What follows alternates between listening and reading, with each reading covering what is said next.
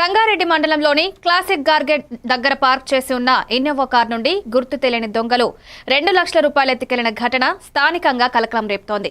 Land registration కోసం Sangareddy sub registrar కార్యాలయం వద్దకొచ్చిన బాధితుడు ఎండి ముసాఫర్ రిజిస్ట్రేషన్ పూర్తయిన తర్వాత తన కారులో నగదుతో బయలుదేరిన సమయంలో క్లాసిక్ గార్డెన్ సమీపంలో ఈ దొంగతనం జరిగింది.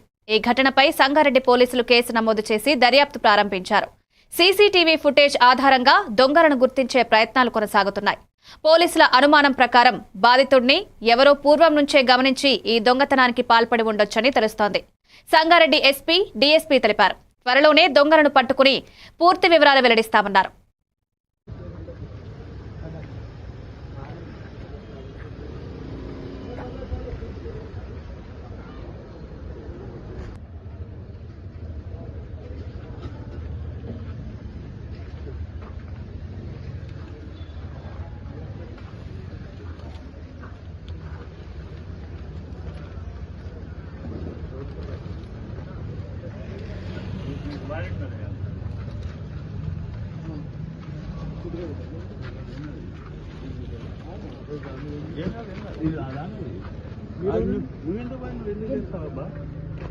हेलो लो भाई साहब